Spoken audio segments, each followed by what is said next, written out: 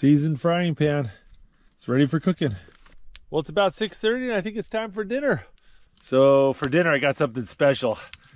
Got king crab legs. Last winter, I went up to Nome with my son Nathan and we caught king crab through the ice. I've got this little jar with garlic and butter in it. Just kind of loosen the lid, sit that right by the fire.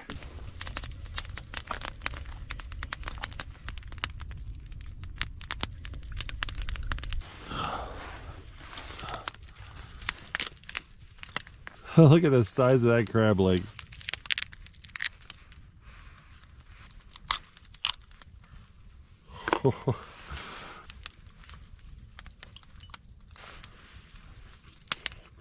Oh, that was so warm and delicious. When you cook the crabs over the fire too, it makes their shells brittle. Makes it a lot easier to shell them. You just use your hands.